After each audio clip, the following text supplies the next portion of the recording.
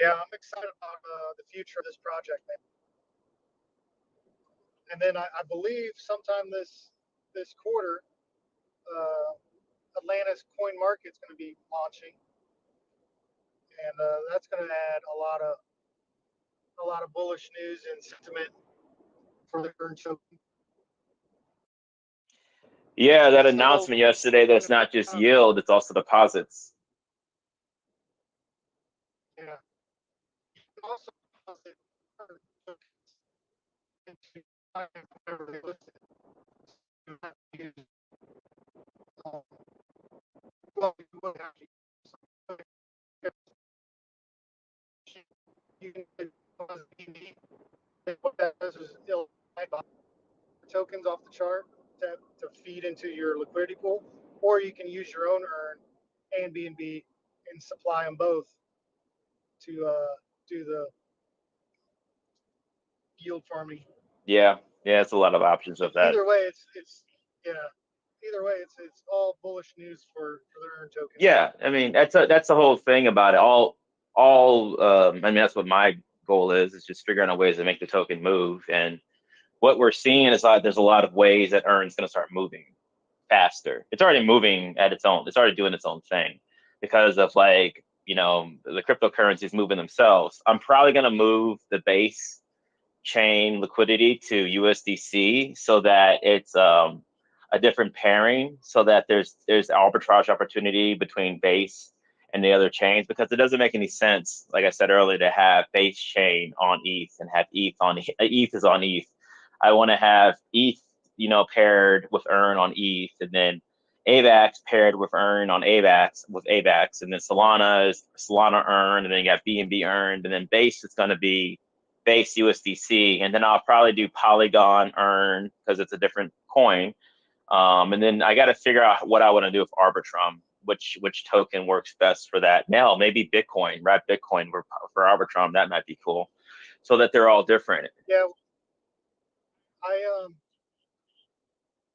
asked the CEO of Dex Finance to make an ETF of earn token, and I gave him an idea of doing 50% earn token, 30% Bitcoin, and 20% USDC for theirs. I mean, they can tweak it however they want, but I figured that would be a good one to have some Bitcoin tied to it. No, I think definitely. Yeah, I would like that one of our pairings on our additional chains is Bitcoin. Maybe it'd be. I think it might be Arbitrum when we expand there. It'd probably be Arbitrum. I don't know if they have wrapped version of Bitcoin on Pulse Chain. I've just been not very keen on like pushing that one yet, but maybe I'm just shooting myself in my foot by not exploring that blockchain. But right now it's likely going to be like Phantom, Polygon, Arbitrum, and then maybe down the line, this all takes time to do, because you're also, each time you add to a chain, it's not like boom, there's a lot of liquidity. It takes time to build it out over there. Because right now, as people can see, the LP for a while wasn't even like growing. There wasn't much transactions on the BNB side, and now it's growing decent. And same as like base, and now we got AVAX, and you got to expand those out. And I think what helps expanding them out is the launching of these Flameling dividends reward tokens, because the holders grow dramatically. I mean, we're over 1,000 holders right now on the BNB side, and that's how we're going to switch it now to doing the Flameling tokens on base, so we can dramatically get a holder count over there and get those tokens distributed out to all those holders from buying these Flameling tokens. But yeah, the addition to being listed on Dex Finance and everything, what's going on with like ACM and other projects that are looking to collab, it's cool to grow it out there. And I think if people are like wondering what's the best investment strategy for earn, I mean personally, everything pulls from ETH. Everything that happens with the NFTs, with the multiple blockchains, everything pulls from the ETH side. So if you don't want to dive into like, I want to get X amount of NFTs, or what do the NFTs all entail, I mean, you should just start off with just simple buy, hold, and earn. Just buy, earn, and hold it. And then you're just holding that hyperdeflationary reflection token that you're getting compounding rewards indefinitely. We just relocked the LP for another 6 months. I think we're going to do that every 6 months for 6 months. I don't like how the SEC is targeting decentralized exchanges, and I really love the option to pivot if necessary. I think people were a little bit wary at first, wondering if I was actually going to relock the liquidity, which is all fair. There's a lot of space with that. But yeah, it's relocked for another 6 months, and in 6 months we'll see where we're at, and then we'll probably just relock it for another 6 months, or we'll talk to the community and maybe come up with a different option. Relocking it was just the easiest thing to do. It just made the most sense. And so you guys can verify that on UNCX if you guys go check that out. But yeah, a lot of. I noticed that I noticed on Dex Screener it doesn't say it's locked. Yeah, it takes a minute probably for it to like populate across everywhere. Yeah, but if you go to if you've probably seen it, if you go to Dex Tools and click on it directly, it just shows it up there. But yeah, it probably takes a minute, maybe the next day or so to show everywhere that it is locked.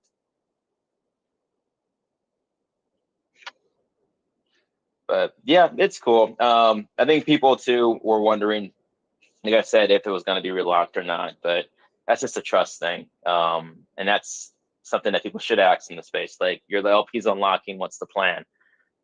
Just definitely feel free to ask those questions, because it's a big damn deal if they're leaving it unlocked, and why, stuff like that. But yeah, aside from that, a lot of tokens, like I said before, have been burned in the last several weeks. And I'm a big numbers guy, so I look at tokens that have been burned out of circulating supply. I look at how much larger the buy, hold, earn wallet is. That's receiving the NFT mints, and that's also receiving reflections. And I did some math recently. It's kind of insane. Check this out, AG. From our last all-time high that we had at 11.2 or 11.5 million to now, it was like a couple days ago, so it's even more. But we've burned and accumulated from NFT mints and reflections to that wallet around an additional 13 million tokens. I'm basically saying that 13 million tokens have been pulled out of the market that can't be sold on the market from the last time we were at our all-time high, which means probable. But the next time that we're back up around our all-time high, there'll be somewhere between 25 to 30 million tokens out of the market that can't be sold at the exact same market cap. That is insane. It's like 10% of the supply, essentially. It's not going to be available to be like sold on the market at the same all-time high level, roughly. And so that's why I feel like that our next parabolic run is going to be between 25 and $50 million market cap, maybe a little bit higher, because just not, the tokens don't exist. They're either locked in the buy, hold, earn wallet, or they've been literally burned out of the market. And that doesn't even include, that doesn't include all the tokens that are being sent to all the different blockchains, like Base and Solana and AVAX, and that's all being spread out. And there's just a ton of tokens that have been given away for free too, with like C Wallet that's sitting out there that people either have not moved to BNB, or just like kind of just parking them there until it becomes something. So yeah, it's going to be wild. It's getting up there again and seeing what happens, because.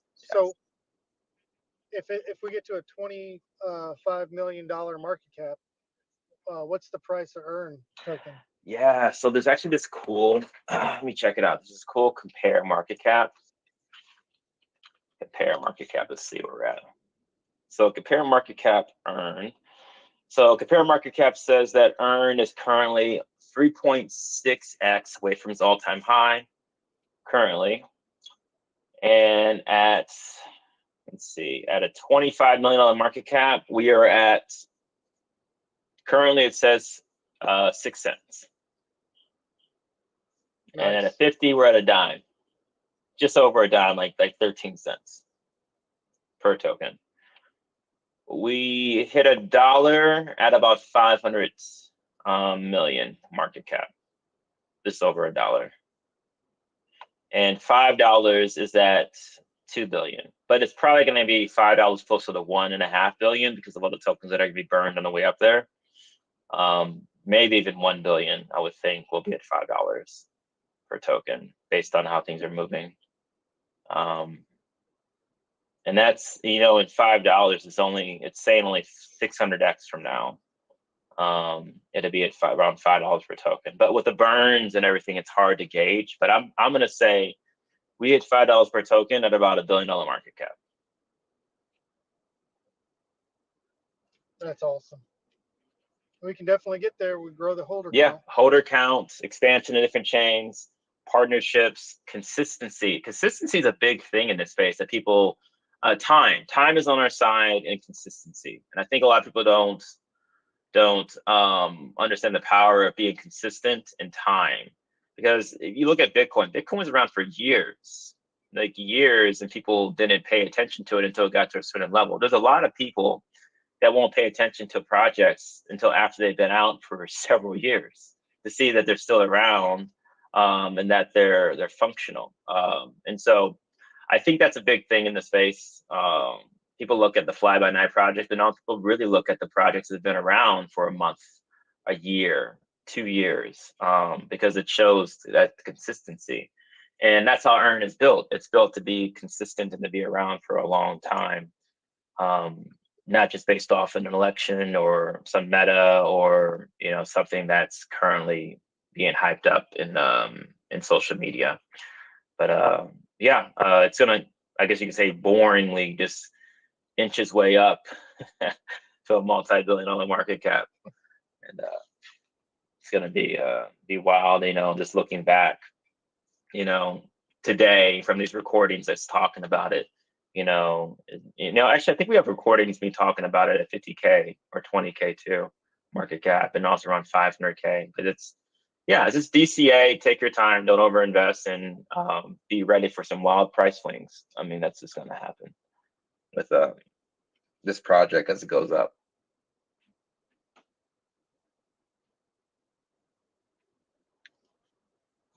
So do you have a personal price prediction of where we're going to be in the next 30 days? And you know, the way the markets are turning, I mean, okay, a few things are happening right now. Taxes are finishing up for most folks. Either they're extending or they're paying, and they're going to get, or yeah, people are going to get refunds. You have people that have been paid. So taxes will be done in 30 days. One way, either you're going to extend them, you're going to pay them, or you're going to get money back. And but either end of the day, that means more money is going to be available. The Bitcoin halving in 30 days has already happened. All right. So either that's going to be a major rally event, or there's going to be a little bit of a dip in Bitcoin. But in general, there's a little bit of a dip and then there's a rally. We're going to have DEX finance. That's going to be a given in 30 days, in my opinion. I guess I can think it could take longer than that, but I don't think so. It can't take that long to add a farm and integrate it. That's going to be existing. It sounds like it's going to be done. Yeah, I think that's definitely when 30 days is going to happen. So you're going to have liquidity being deposited there. It's possible that integration with ACM might be there, but if not, closer on the radar. But I'm certain of one thing: even if it's not integrated, it's probably being floated around everywhere that it's coming. So people are going to be having their eyes on it. Earn's going to be like popping around a lot with that. So that's marketing. So yeah, I could see us probably 15 in 30 days. We could be at 15, 20 mil in 30 days with money coming into the market, the Bitcoin halving already passed, taxes no longer something that's daunting on people's radar. The Uniswap thing was a little bit of a pain in the butt. I think that's going to fade a little bit too. So more money be moving back on Ethereum. Ethereum is actually in a 3-year low compared to Bitcoin. A lot of people know about that.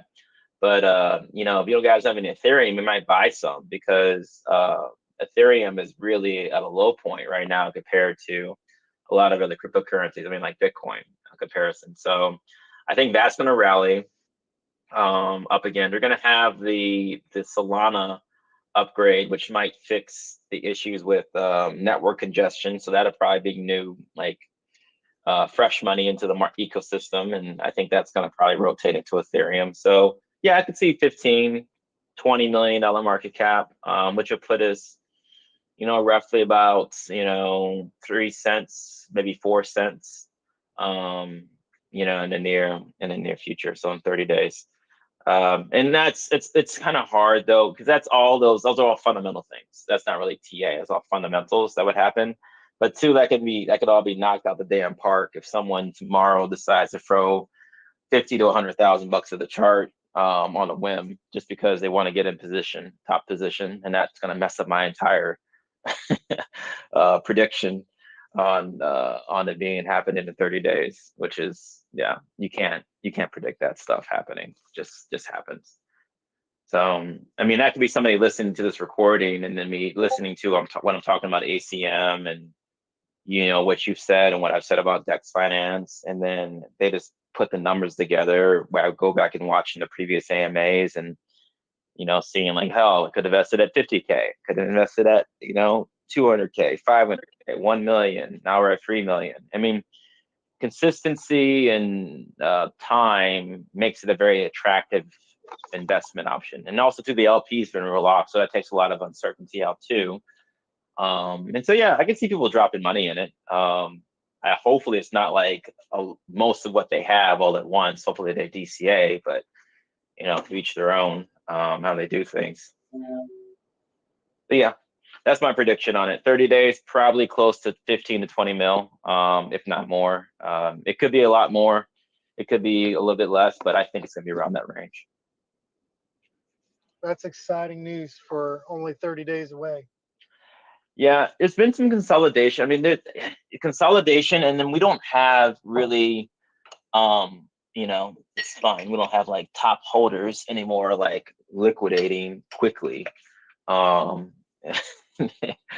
now. So with that, it just makes it so that people that are holding have probably higher price targets or just know how to sell in a different manner. So yeah, I think that can happen. There's a lot of factors, like I said, fundamentally to it, but taxes, Bitcoin having, people getting money from taxes, the integrations of DEX Finance, more news floating around with ACM, additional partnerships. We're actually in a conversation with an AI, mainly, yeah, a bigger AI project. Talking about collaborating with them, but we're not going to announce the name until that's more solidified.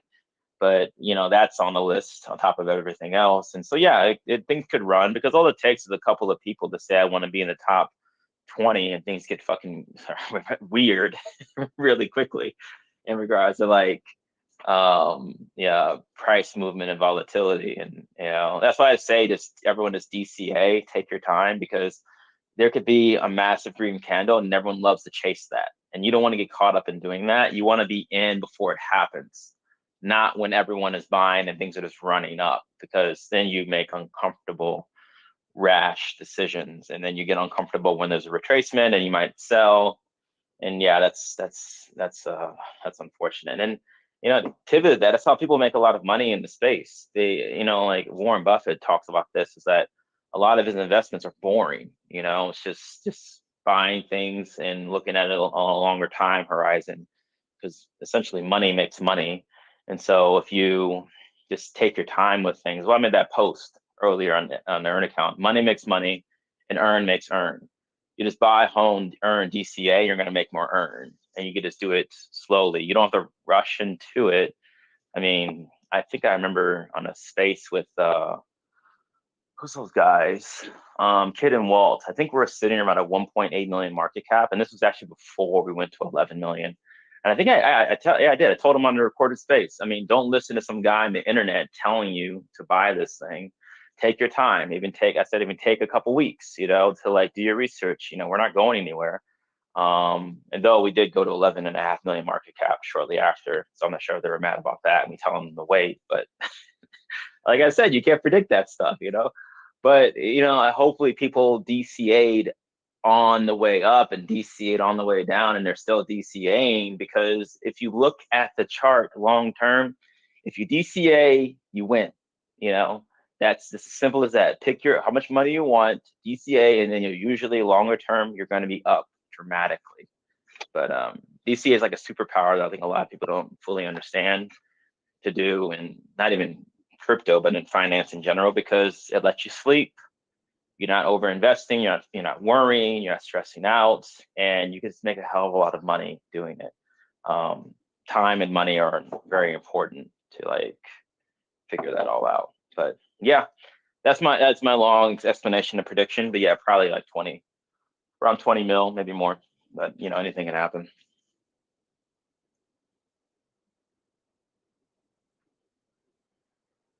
So I know I've been ranting for a little bit. You can see Scope, Willie, Jason, Arcade. What do you think, Nadina? What's your prediction at 30 days? My long explanation of everything. How do you feel? Yeah, I mean, I think that sounds reasonable. It's always hard because, yeah, especially smaller projects are so dependent on the overall market. I think so. It will really show if this halving is what it's gonna do. I'm a little bit nervous about it, I think, because I'm For the worried. last one? Who knows? Yeah, it's just like you never know, right? Lots of people say now, oh, it's already priced in, nothing will happen, it will even crash, right? Yeah. But then I just can't imagine it's gonna just go down from here. I have a hard time to believe that. It might just delay it, right? I mean, it could But crash, but it doesn't matter if you DCA. I mean, it's just these folks actually that are like, they need yeah, 100K Bitcoin in a month. And so they're betting the house at like 70K. And then if it retraces to 50, they're yeah, going to lose it. They probably lose their house and everything too, because it didn't go. But then it goes yeah, back, and then it goes back up within a month to like 75, 80K.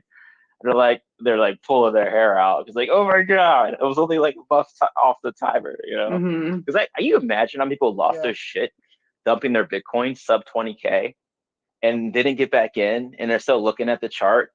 I'm like, Jesus Christ. Yeah, but it's over invested. yeah, They might have a big dip, a big crash in Bitcoin after the halving or right before the halving, but I don't think it'll be very long. I think it'll be a V-shaped recovery within like a matter of days, if that. Like when the uh, Bitcoin ETF got released, it dropped 20% within like 3 days, and then it rallied back up like 3 or 4 days later. So, and it wouldn't surprise me with all these big hedge funds, BlackRock, institutional money trying to play with the price to get yeah. it to come down so Hmm. they can buy more in. But yeah, I wouldn't be surprised if it fell another 20%, but then come right back up within a week. Yeah, I mean that's what happens. I mean that's especially that happens in smaller cap plays. Well, it's not small. It's basically people have money, and it's all dependent on like how much money people have. They can do that. But we're talking about well games where there are, and this is an interesting thing, especially there's some guerrilla tactics in this space people utilize, where you can sell certain ways on the chart to try to get someone to panic sell after you. And like think about how that works. Um, like for Bitcoin, if people start dumping, and they get X amount of people to sell, then they get to buy back in at a cheaper price. And then as they keep buying back up, people tend, they call it the dumb money, are buying back on top of them. And they got all that Bitcoin for a discount because they shook people out. This shit happens all the time, everywhere, especially in smaller cap projects. It's very easy to do. If you have a couple hundred, maybe a couple $100,000, you have like 10, 20 grand, you can just go to projects and do stuff like this. I see it. It's actually messed up. And that's why it's really good to if you get your conviction. Conviction is important. Do your research and know what you're getting into, because even in the most legit by the book projects, people will enter those projects and they will play these well games, and there's nothing you can do about it. The only thing you can do is DCA, get your position in, and let them do their thing. They're going to shake people out, but don't get shaken out. All right. There's a lot of games that are played out there with people DMing people trying to say fake FUD, people trying to do different strategies of selling because they're trying to shake you out of your position. And so it's just going to Yeah. happen. And like, I've told a number of people about this with Earn. It's happened probably 3 times. It just happens, and it's going to happen at 20 million. It's going to happen at 100 million. It's going to happen at 500 million. It's just inevitable. It's going to happen, and you can't. Only way you can solidify yourself more is just that you're investing in a comfortable matter. You're not uncomfortable. But I know for a lot of people today that are here right now are going to be tested, and they're going to probably be uncomfortable at 50 million. They're going to be if they haven't seen that much money move in a day. And then at 100 million, at 500 million, because then I think even when people were holding at 50K, then when their money was moving at like 4 million, I think that was a lot. That was probably more than most people's salaries in a year. That was like bouncing around. And so you got to get ready for that, because you'll see that number, and then somebody will sell a lot, and then you'll get shaken out, and you don't know what they're doing. You don't know if they're selling to get out, or they're selling just to get you out. And it's a wild game out there, and people make a lot of money doing that stuff, buying in early and then playing wild games to get people out. It's a tactic, and effective, very effective at that.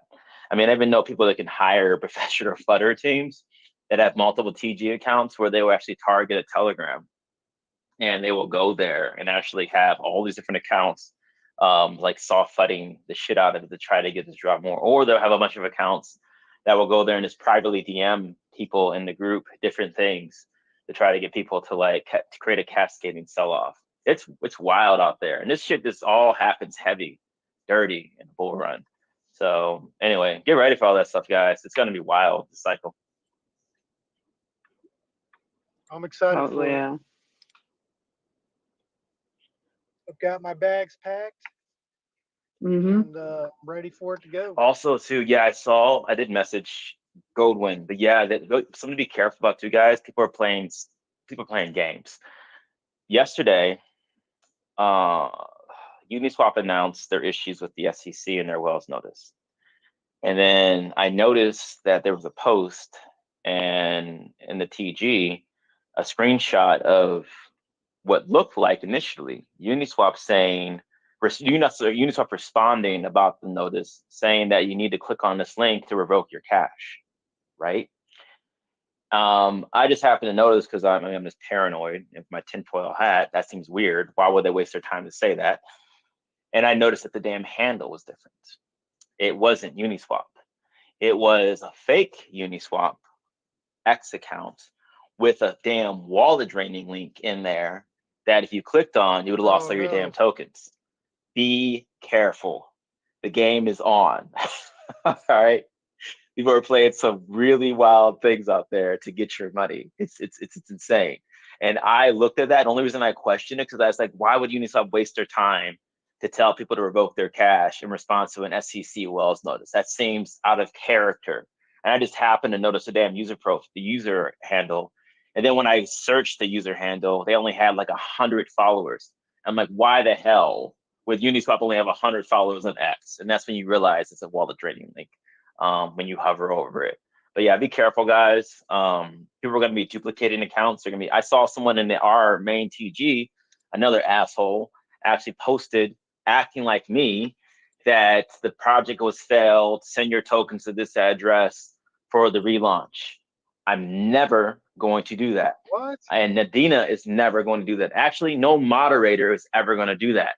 Never send your tokens to anyone that is claiming the project has failed that has some message written out, because it only takes a second to copy someone's PFP, duplicate their name, and then make their handle a little bit different. Don't get suckered in, guys. A lot of people are playing a lot of games out there, and it's a dangerous space, all right? Because like this stuff floats around all the time. Yeah, also, I saw something similar actually. So we hold quite a bit of Tezos, but I haven't really, because it's such a large project, I just haven't really followed them too much. And I thought Nadina's that you're a bad community member for holding that much Tezos. Yes, I am totally. I'm gonna be very frustrated if Tesla does not get its ass off the ground because it's been so low for so long. But anyway, so I thought that joined the Tesla's group. So the other day I was like, I should probably figure out, like, do I need to like rotate into something else maybe or whatever. So I went to that TG that I thought was Tesla's TG, and there was like a message that the migration has started and you need to migrate your tokens into the new contract. And I was like, what the hell? Like, Tesla's contract? It seems just weird. Migration. And then I noticed that I was in the wrong TG. It was so basically they announced that the Tesla's token is getting a new contract and everybody has to migrate it.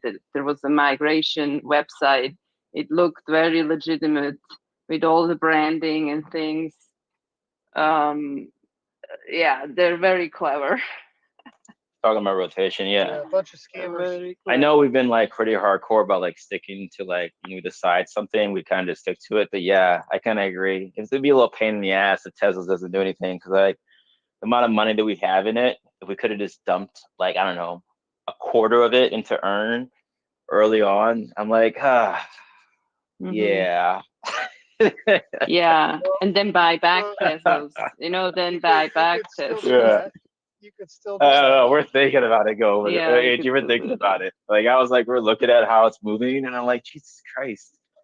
And like, because Yeah, okay, I mean, I had a lot of money in INJ and I rotated, and it would have been worth like probably a couple million right now.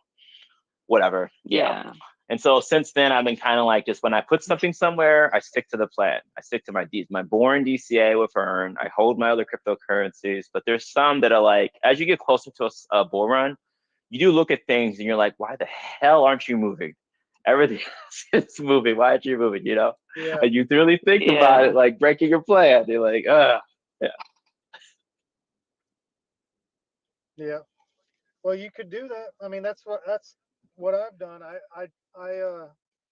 We had a big pullback in elephant money, and I didn't think we were gonna have another uptrend for a while. So I was like, "Oh, you know what? I'm gonna take my profits and move them over to earn, because at the end of the day, I have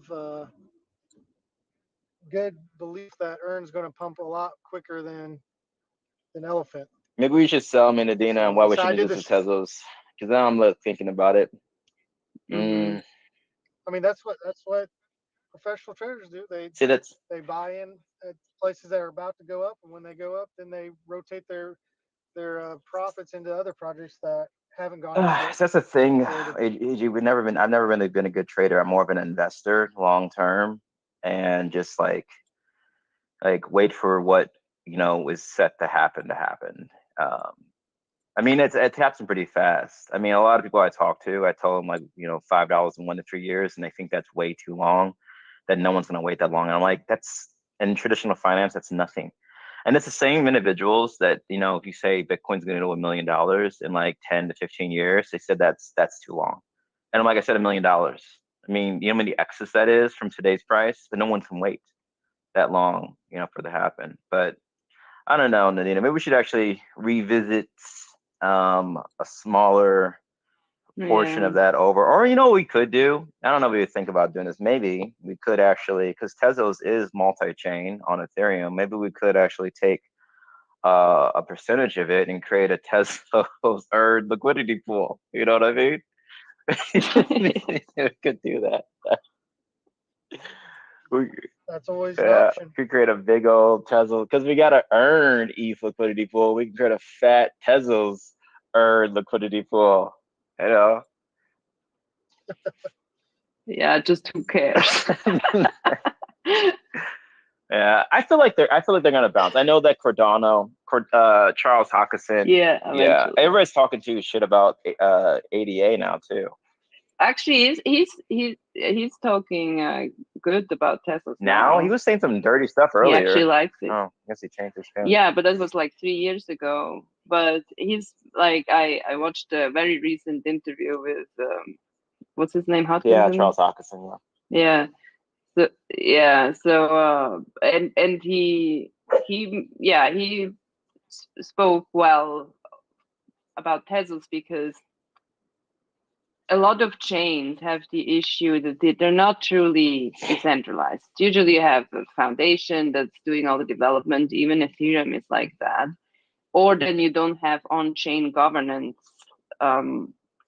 So actually people cannot like decide, or the validators that actually contributing to the network, they can't vote on chain about upgrades and such.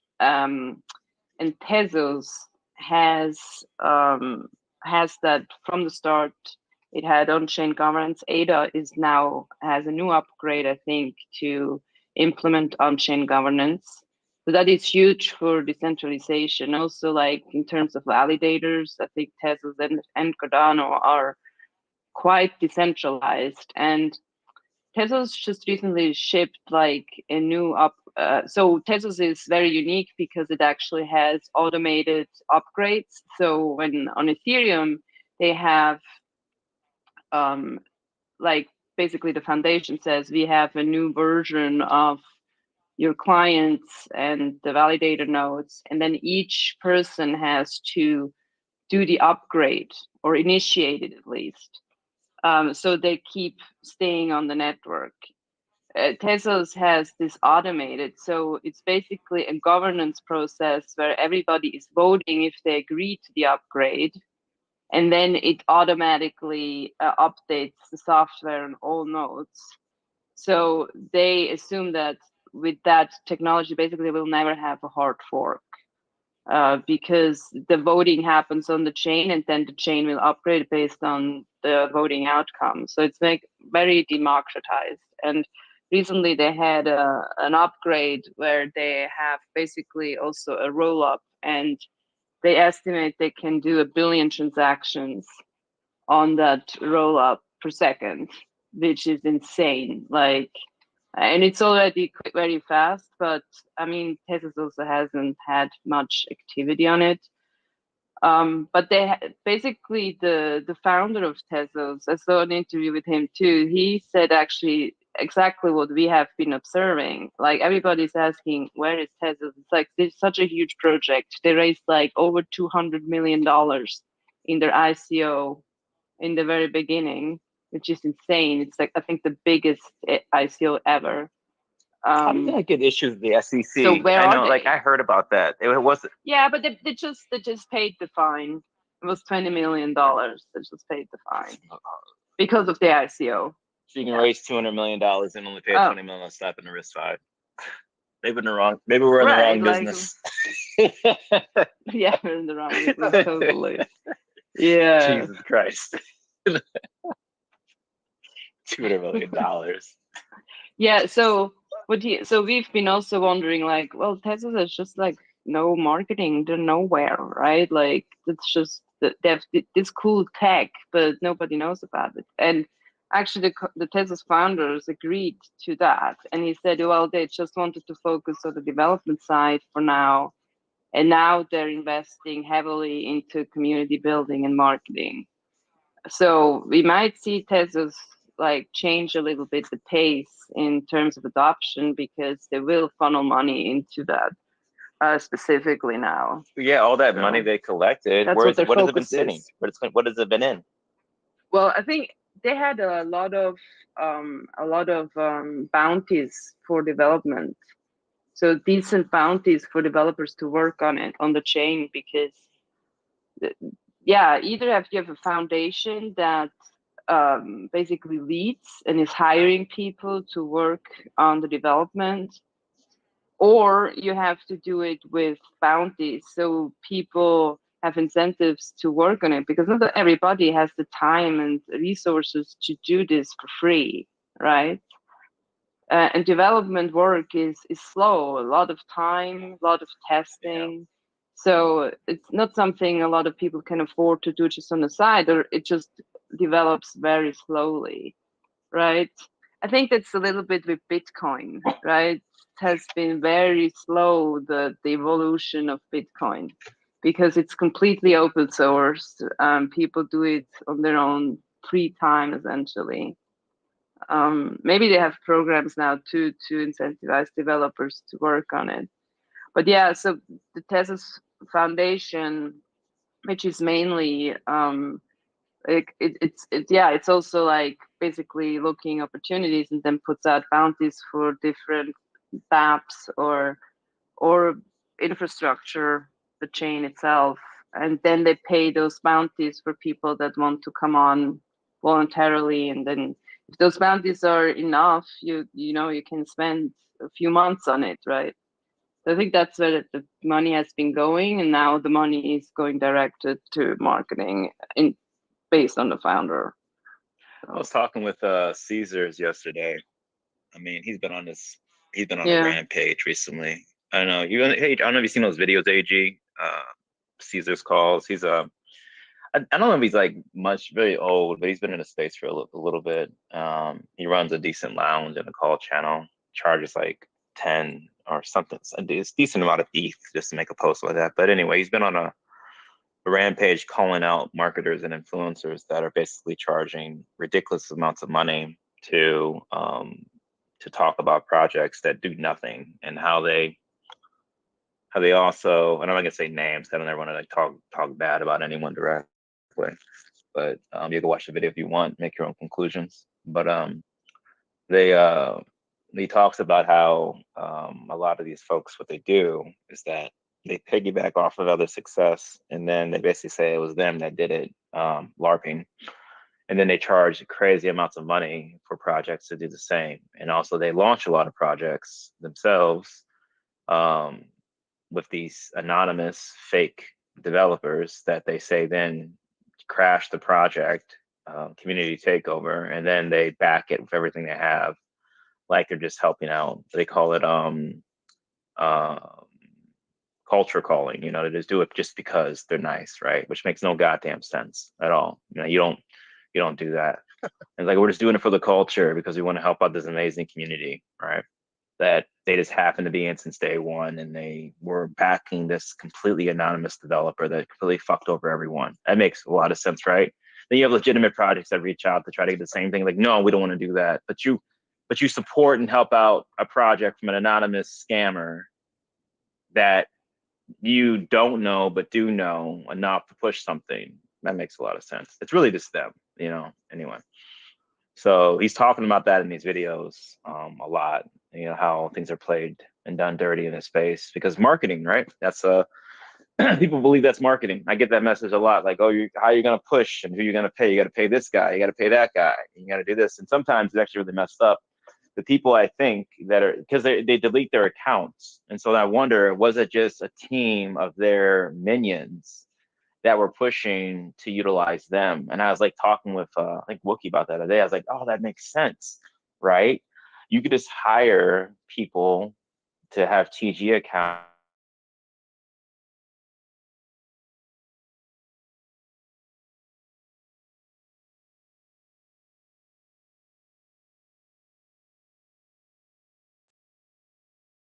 to push, or we're going to sell. And I'm like, people play some games in this space, right? And so I was like thinking about it, I was like, holy shit, yeah, that makes sense. And I mean, you think about it's wild what these folks charge. And then you look at the projects that they quote unquote support, they don't do anything. 99% of them are dead. They last about a couple weeks, if that, and they're just gone. But it's sad that so many quote unquote investors in this space think that's what marketing is.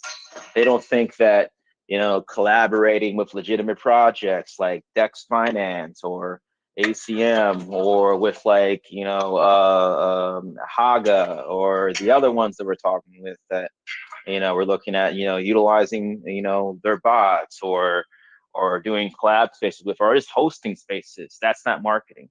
It's wild, right? Or the Flamelink tokens. People don't see how touching people's wallets indirectly from them aping a new launch is not marketing, when the token itself is listed on sites like CoinMarketCap and CoinGecko, and you can see all the socials.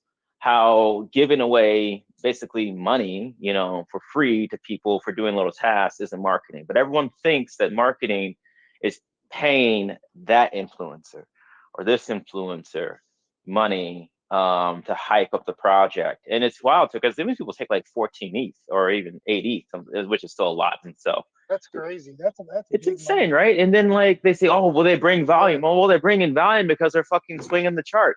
You just gave them 8 ETH to play games with the chart. That's the only thing that's happening. Plus probably supply, and people don't get it, but it's a lot of games that are out there, and this is all quick stuff too. People want that quick up and down and move on to the next thing. But consistency is big. I mean, I'm just gonna pivot back again, looking at and I don't have a large bag of this, so I'm not shilling, but I'm gonna give a shout out to Zella Boba. I looked at their chart sitting at about 100K, and I know that creative has just been consistent. It can be consistent and be consistent, and eventually people will recognize that, and that's what happens, because for legitimate projects in the space, time is your friend if you're not over investing and you're not bleeding out in regards to money that you need for sustainability. Because if you are moving too fast to try to make something happen and your money is just going out the window that you need to last, then your project, that's when it's going to die. And that's why a lot of these projects that launch that have these marketing wallets that are completely dependent on volume on the chart for them to survive. As I say, devs got to eat. They say that all the time. Then when the volume slows down, project's dead. And that's why so many people believe that a project that doesn't have a lot of volume is not going to survive. And what they're saying is that the people behind the project are dependent on the money, taxes coming from the project to sell so that they can stay with the project. And so when they see projects that don't have a lot of volume, they say, well, then that's a dead project. They don't think that maybe it's a long-term thing and that they don't need the money from the project to live. And that goes back to what I say a lot of times. People don't treat these things like gardens. They plant these damn seeds, and then a couple of days later they're going out to the garden to harvest the crops, and they start eating the goddamn seeds before it's grown into anything. I'm like, you guys got to give it a while to grow into something. But it's people in such a rush Yeah. into space right now don't understand that things take time to build a foundation, a base structure, around it, so it can actually become something. Wow. But anyway, that's my my rant about marketing. I hear it all the time. I thought to go off a little bit.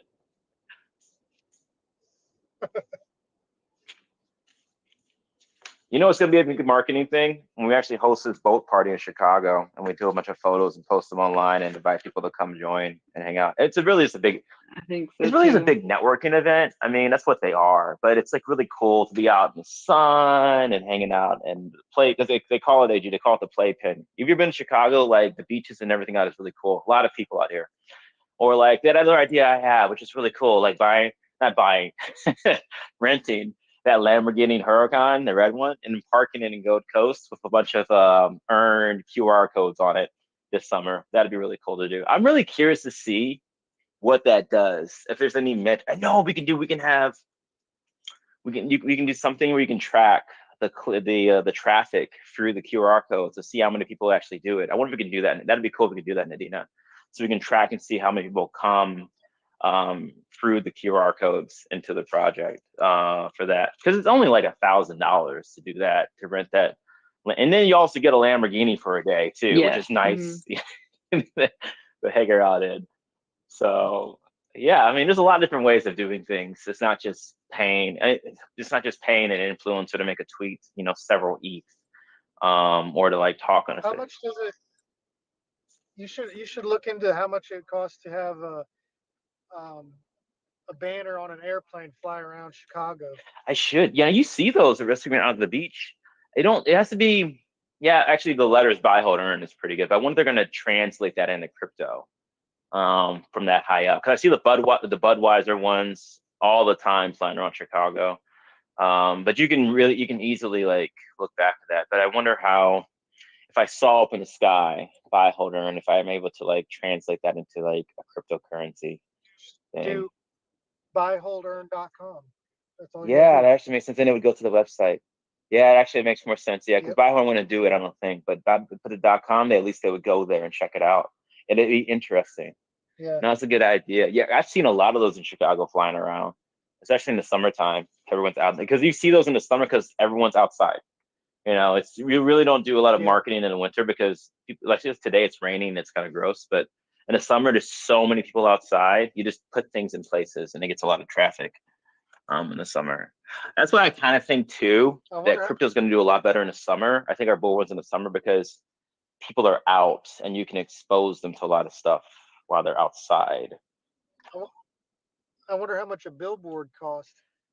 That would be staying up probably like It $1,000, probably would. I and you think a have it up for billboard would about be a 6 months. thousand, but I honestly think a bill. So it's $1,000 for a billboard, or $1,000 to rent a Lamborghini, and put um, QR codes on it might be better because you can park it in different locations. Where the billboard, I know they did a lot of those last cycle, and there's a couple different projects that mentioned that the billboards didn't really bring anything to their project except for the hype of a billboard to the community. Like the billboard itself didn't do anything, but people were hyped about the idea of a billboard. It's funny how that works. Yeah. But for traffic coming in, I think um, paper cards, little cards, like little cards leaving around in right locations, so that people can pick them up and like be curious what it is, and how we have the wording on that's going to be super effective. I think that the car idea would be really cool, and then the social events in the summer. I think that'd be really cool. I mean, Jesus Christ, it doesn't even cost anything to host a beach party. I mean, we're talking. I think it's like meme world or meme culture. I think meme culture is talking about doing that. Somewhere in Europe, though, they're going to host a really big meme beach party for projects to go out there and just collaborate. It doesn't cost them really anything because it doesn't cost them to rent out the damn beach. This is a good Well, idea. you know, another idea you could do is I can make you guys a badass like 20, 30 second, you know, advertisement, like a video advertisement, and then you can uh, pay to have that as an ad on YouTube. So anytime you go to any of these YouTube, you're not paying the influencers, you're paying YouTube or Google for advertising. Like,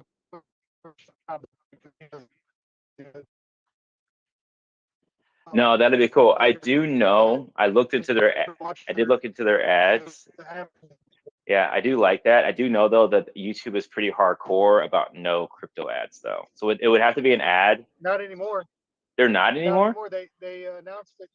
No, they announced it. I think uh, back in February Really? that once the Bitcoin ETFs got launched, like a month after that, they relaxed all their advertisements Wow, I did for. not even know that was the thing. I thought they're so I mean, hardcore on that. Wow.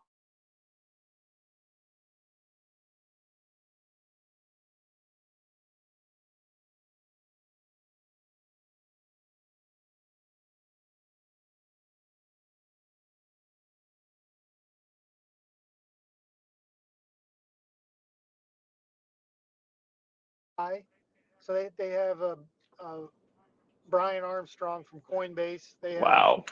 Um, they have what's his name, Michael Saylor, and they have these ads coming out, and they're saying they have them AI generated voices and stuff, and it looks like they're talking, but it's not, and it's really pretty Convincing. Oh, pretty lame. Like, no, it's not convincing at all for like people that actually know, you know. But they're saying like, yeah, since the Bitcoin ETF got released, we're celebrating by giving away uh, 10, 10 Bitcoin or 100 Bitcoin, and you can get your share by scanning the AR or the code on the screen, the wow. QR code. Wow. Yeah, it's a total scam. Wow. Total scam. Like they had one of Tiger Woods. Tiger Woods is putting and he's talking. So they took an actual video and they AI generated his voice saying what and it's pretty shitty. But yeah, they're all over, man. Every time I turn on a YouTube video, those are the ads that pop up.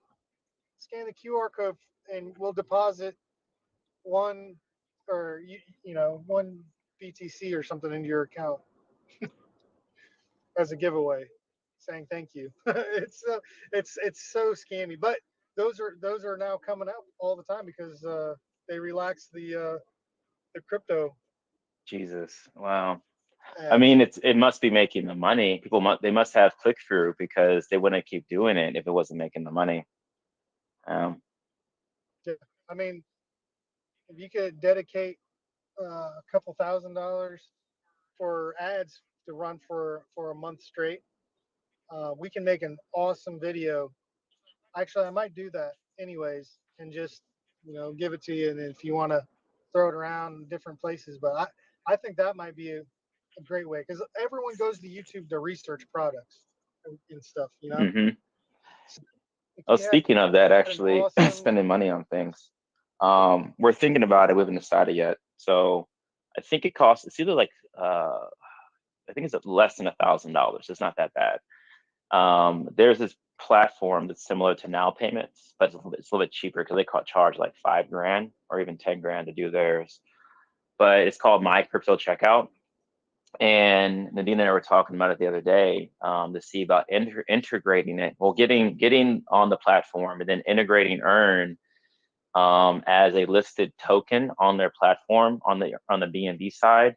And then what you would be able to do is that we would have basically a shop on the Earn site, and you can go there and buy Amazon gift cards up to $2,000 a gift card utilizing your Earn tokens. oh, that's cool. Yeah. Now, maybe people won't be incentivized to use their Earn because you're basically you're letting go of it, but it's another off ramp option that we can Yeah, look into it doing. just gets more eyes on the project. Yeah, that'd be cool to have that. Someone that doesn't know anything about Earn, it's on that website, and then they see it and they're like, "What's this Earn? Let me go check that out." Yeah, and then you can buy up to a $2,000 gift card from Amazon. And now you can't legally. I looked this up. You can't legally sell.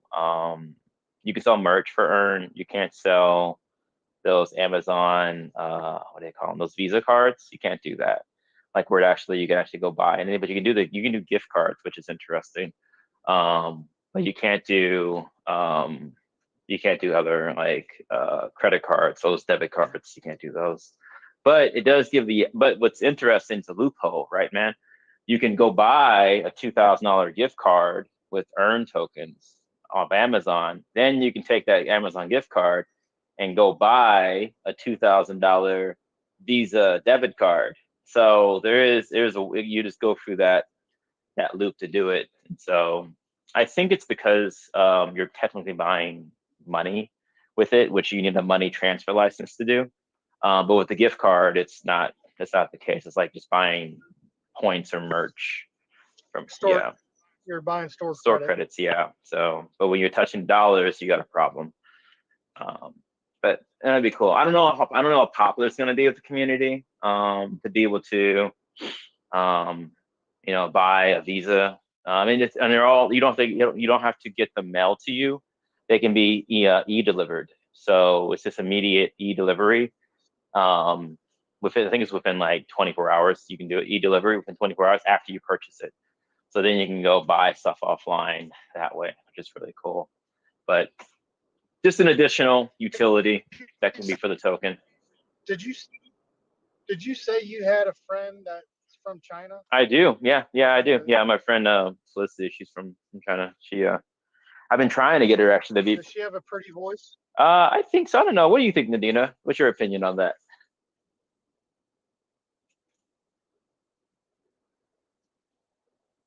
I might have lost her. Yeah, I think. She's like no comment. Well, I was gonna say. Oh, no. Sorry, I was muted, but I didn't hear your question. He was asking, do you think that our friend actually has a pretty voice that's from China?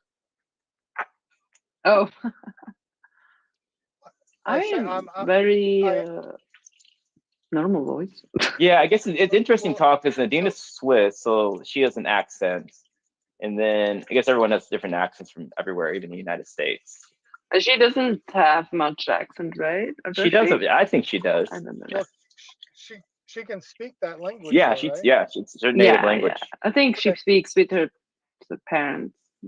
Okay, so what I can do is I can make a a script or something, and you can have her record reading the script in her native language, and we can put an Oh, ad out for that, and put it into YouTube and Google or whatever, and try to promote some people out of the Yeah, country, we because I haven't know tapped into the like different. the Asian countries Yeah, are, we haven't tapped into that at all. Like, yeah. I don't think people even know that listening. We have not tapped into like mostly we're just U.S. based. Well, no, there's folks actually. Like I know that some folks only have like a couple of people from like different countries, but Well, mostly U.S. they're all, yeah, all the people that are in from different countries are usually English speaking countries. So I know BSC is huge in uh, in China and Japan and Korea and all that stuff. And so if we can get the earn out there in that type of environment, that could be a big game. Yeah, that's Tap into that market that we're not even looking at. no. Yeah, there was one guy on Telegram that I don't. And somebody suggested him to me about like doing a pin post and like some marketing stuff for like getting the buy bot in their TG. But I do a lot of back testing, and I check and see what other projects how they've done with that, and I wasn't really seeing great results for that. So I really, to be honest, I don't know. Aside from that, maybe that might be the best way to do it, but I don't know other ways to like do that marketing. But maybe that's the ideal way to do it, because I just find a lot of these TGs or these other influencers on X that promote that they will market to Asian communities. Most of them don't really bring much at all the projects, but I think more of an organic approach, like someone actually reading, that might be the way to go to do it. Yeah, and if they got a nice, like, pleasing voice, trustworthy voice, with the I could probably find someone on Fiverr that could read it, but then I wouldn't know if it's, What they're saying. is that what they're saying? Yeah, or are they saying go screw yourself? Don't, and I wouldn't know the difference because I don't speak Mandarin or Korean or There's anything. actually an application, an AI application that records you talking, and then it takes the recording utilizing AI, and it actually shows you talking in the other language. I saw it on YouTube yesterday, and I'm like, holy shit. I'm gonna forward that to the chat. You guys will look at that, because that is something that I think is wow. Because it's basically what we're talking about: getting someone to talk in a different language, and it does that utilizing AI. And it's like as you're talking, it actually just matches it all up. And I'm gonna test it out, Nadina, in Swiss German, and then you could tell me how accurate I am, if it actually is doing it correct. Because that's, you need someone to a speaker of a yeah. different language to say like this is bullshit, or no, this is actually pretty damn cool.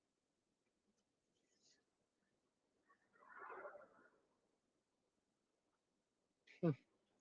There's a lot of opportunities for marketing that Yeah, there are so many. I mean, we can I do. gotta. I think I told you we actually use it now for earn crypto, but we just rebranded it. But like a YouTube channel that has like 5,000 subs on it, like to buckle down. I thought about even like just hiring someone to like just push the channel, like doing crypto update videos like daily, and trying to figure out what that would take to do like a daily update. Like yesterday, find someone to do a video update on Uniswap, because that's when you were doing crypto YouTube. I found that a lot of these channels, they're doing updates on current event. There's so much shit that happens every single day.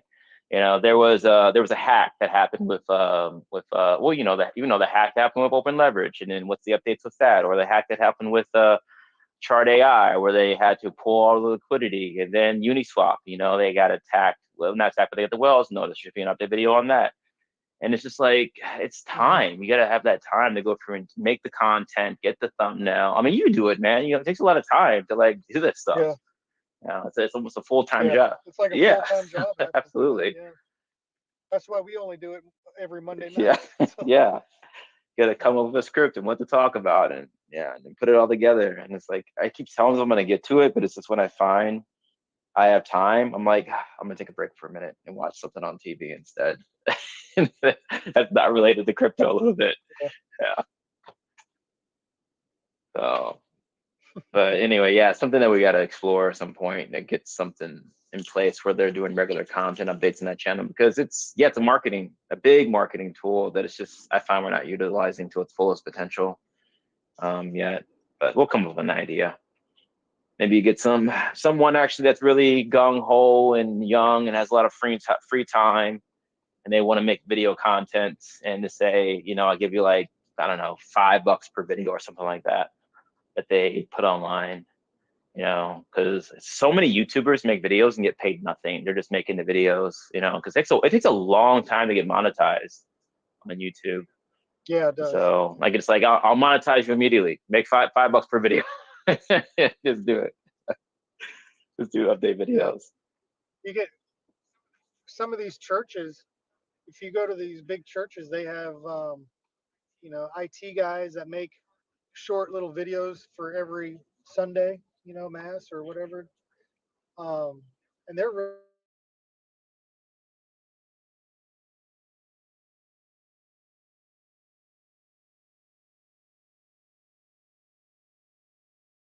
just to throw on there. I think as a side gig. I think I just talked myself into doing that. I'm gonna look at hiring someone actually to make video content. To be able to really do this. Because like, I keep go to Fiverr. Yeah. I see if I can find a local. Yeah, I might see if I can find a local person, because it'd also be cool too.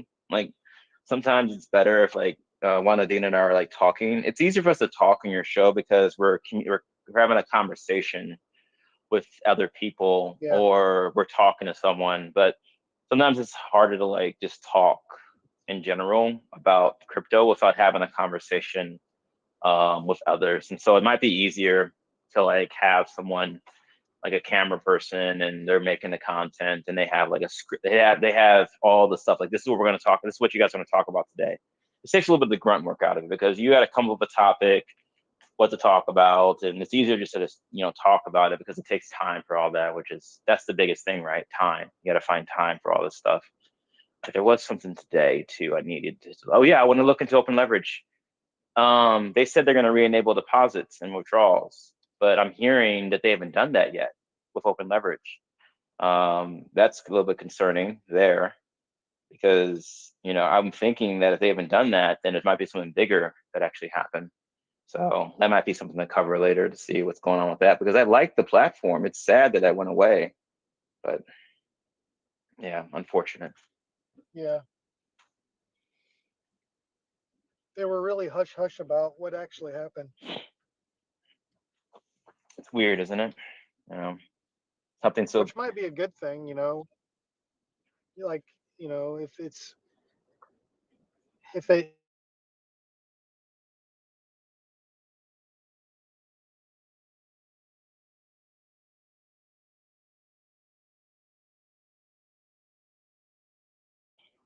from Spira, Yeah. from people getting too crazy and talking about it. Yeah, so something actually that big that has such really good utility to be able to take out loans and leverage trade permissionless is really cool. Nadina, you should build that. That'd be really cool. You could call it earn leverage. Yeah, I think that would be big. But you got to build it so it can't be compromised, though. So. Well, everyone tries to do that. I mean, you need audits. It's not that. I mean, you need audits. You need other eyes on it, and people that know how to hack this stuff too. Yeah, audits are expensive too.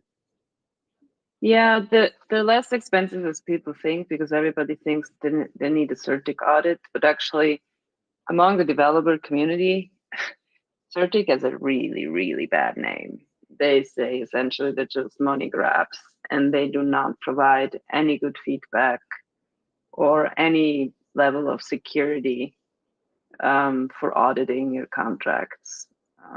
But yeah, they're very popular, so people buy those audits because they think that the community, like people will, or investors will be impressed. It's a marketing thing too. That's what you're paying for. You're paying for marketing and the name behind it, because they do give you the tag on CoinMarketCap that you have a CertiK audit. So it's a marketing thing, not just like the audit review. I mean, there's a lot of different companies that audit for a lot less, like PackShield, TechRate. That costs a fraction of that, but it's marketing. You're paying for that stamp that says you got audited by StarTech. So I just got a notification that O.J. Simpson died. Whoa, really? Yep. Yeah, I actually saw that too. A little bit ago in MKK. Yeah. Yeah, died of battling cancer. Wow. Yeah, they should give him a police escort to the funeral home. You know, in a white Ford Bronco carrying his hearse. That'd go down in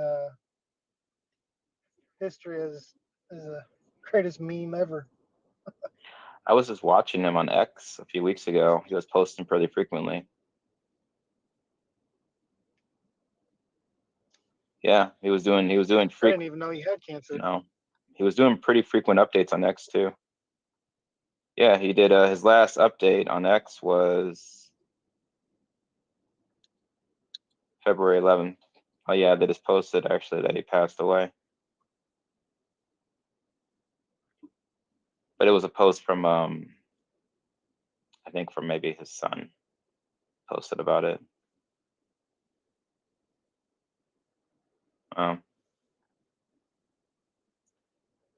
Rest in peace, man. Yeah, Apollo Creed was somebody else that recently that passed away too, but I don't think it was from cancer though. I don't think they mentioned what that was. Apollo Creed. I've heard of his name, but I'm trying to. From Rocky.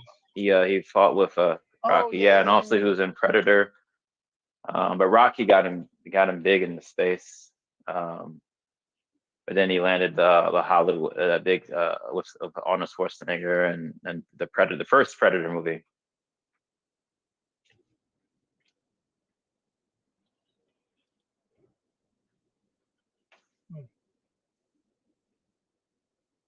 Yeah, I don't think they ever said what that was, but yeah, I think he was around the same age. Time is sure. Would you rather know when you're gonna die or not know when you're gonna die? I think not. I mean, everyone has a ballpark, right? I mean, you don't live forever, but yeah, I think probably not. You know, like I mean, there's people that die in their sleep, old age, or car wrecks or whatever. But then there's other people that die of a slow death. Like my dad just passed away in November, and from leukemia. But he knew he was going to die, and he knew he was going to die. Within a few weeks. So I'm just wondering, what would I don't know. I don't know what I would rather not know. Just go to bed and then. I mean, it depends on how, right? Like if you might know, but it's if you would know you're gonna die in your sleep. I mean, that would be nice because then you. No, did you watch Freddy Krueger growing up?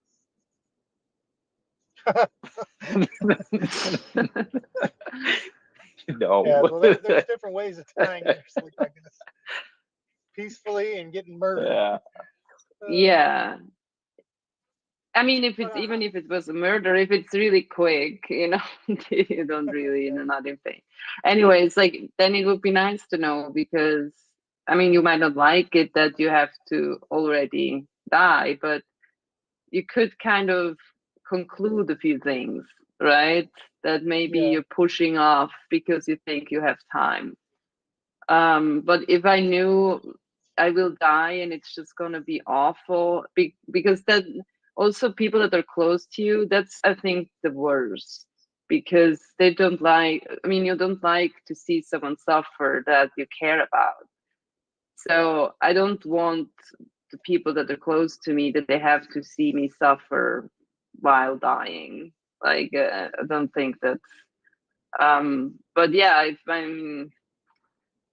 yeah, it's always nicer just to, didn't know, and it's just over. I mean, maybe the Now, most humane thing. I heard this could be totally made up, but I thought I heard somewhere that in Canada and maybe in Germany also, like they have the ability to, the doctors have the ability to, Assisted.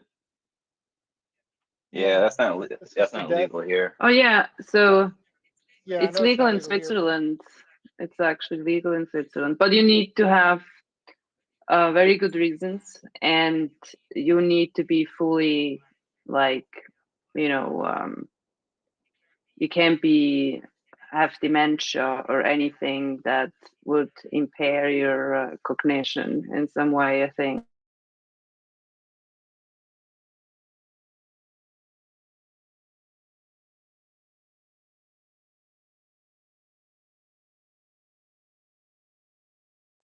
Just they know it's not going to change, and it's just suffering until their body gives up, right? yeah, yeah, um, for those people, I think it should be legal because if someone makes that decision, especially as an old age where they can't even be independent, and someone is like fully aware of everything, like, yeah, if you make that decision, why not? Who is anyone, like, who can anyone just tell them that they have to live? Like, I think that's very personal decision. yeah. And then Sorry that about your also father, goes by the into way, Adrian. the, So that's pretty I Yeah, recent. appreciate it. that's Thank you. that's rough. Yeah, he was a lot older. Um, my dad was in his 80s, so 82, and he That's was, decent age, though. Yeah. yeah, he Hmm. was ready. He didn't want to go through all the chemo and all that stuff. He was pretty much checked Yeah. out. Um, Yeah. I think living expectations for males is like 75, the average Yeah, gotta take care of yourself. I mean, that kind of goes at back the to what I was moment. saying too about like time. I mean, I feel like I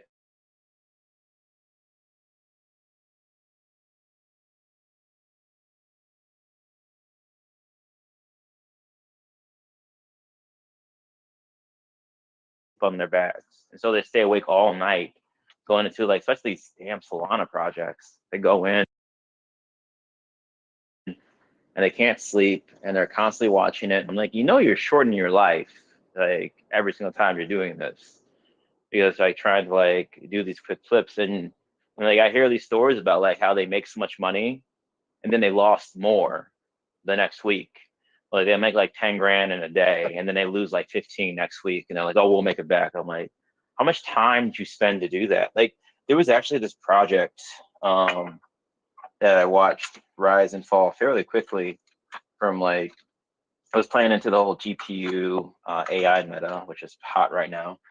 I think there were people thought that was going to be the next hash AI that went to like 250 million in a very short period of time. But it started out like around 100K and it went to like 2 million within a day, fairly quick. No, it was even less than that. It was like 50K. It went to 2 million in a day. And I saw it and I was looking at this thing and I'm like, I don't feel like this thing is going to play out very well, in my opinion. And people think I'm just flooding it. And I was like, well, guys, okay, one, who's behind the thing? Nobody knows. And then it's this whole argument like, whoa, anonymous versus docs, which you know is behind it. I'm like, docs people do all this shady shit too, and anonymous people, at least I get, money because they're able to hype it up. Docs is no better than anonymous. I'm like, all you're telling me is that you like anonymous because they can lie to people with zero accountability and get more money to flow in faster so that you can get more money and out as it's a goddamn game of musical chairs. And like in my opinion, that's why people love anonymous death because they can say things to get people in faster, pour that money in, and have that spike happen a lot quicker, and then the project dies faster. That's what people love, in my opinion, about anonymous because you can make things move a lot faster because there's zero accountability. And so I see this project, Same thing, zero accountability. Nobody knows what the hell's behind it. No one even cares about who's behind it, what promises are being made. And one promise that I noticed that was completely ridiculous was that they said that if you buy your tokens and you stake them, you will make 100% return per 30 days. What the hell? Like, how is that even possible? 100% return on your money, not APY per day, per month. And so I'm like, guys, this doesn't make any sense. I mean, one, that's not sustainable. I mean, what the only thing I think they're doing is that they held back so much supply that they're going to just basically just pour tokens into this staking contract, which is just going to like flood, the market, which are going to be sold off, which is going to collapse. The math doesn't make any sense. Anyway, it was alive that day, and then it went up to 2 million, and now it looked like the person that's flooding the project is going to do very, very well. Next day, the damn thing's at 50K, and then lock the chat, a bunch of like wallet draining links, the thing's completely dead. I'm like, but I don't know.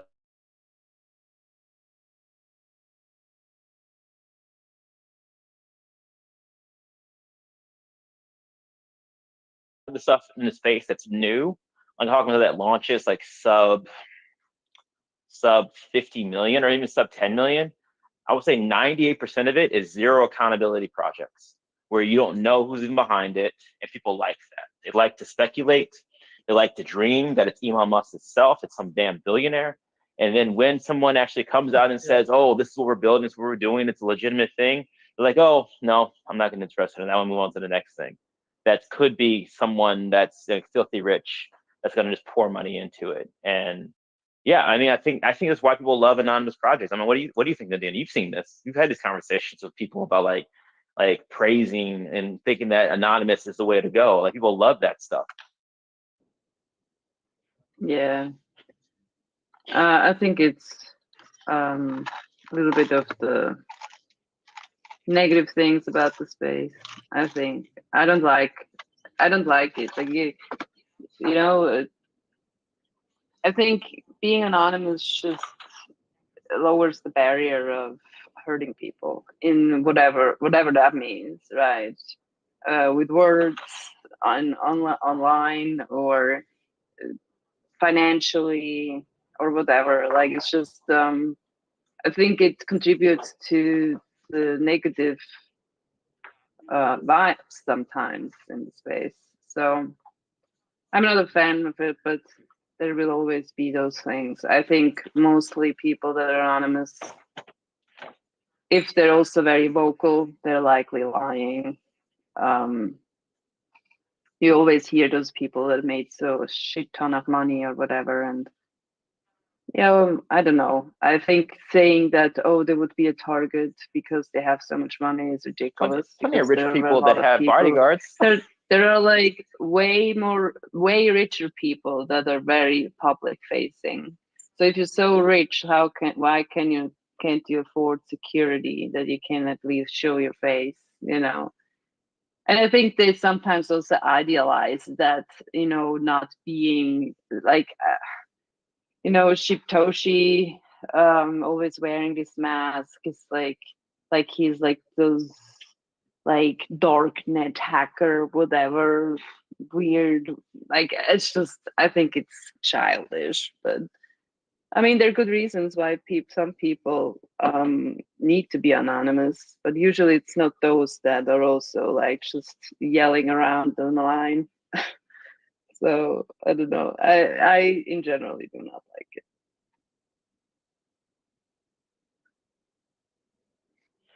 Yeah, I mean, I think anonymity, accountability, and safety, I mean, those are all different things. I mean, like you said, there are plenty of people that have quite a bit of money that are public. And I've met people that are fairly well off. They're not hidden. They're public. But for whatever reason, I think people feel like that is a bullish thing to be completely anonymous and run things. But like I say sometimes, I'm like, you're completely anonymous and you're running a project. If no one knows you could be running 100 projects a week, you know. It was actually kind of silly watching people get upset about it, you know, because people get upset about like what they did and talking about like if they find you. I'm like, what are you guys talking about? This person is gone. And it was the sickening thing. I went through and did a tax report and found how much money they made within a 2-day period. Did I tell you this? How much that project made? No. $580,000 in 2 days in ETH. Yeah. They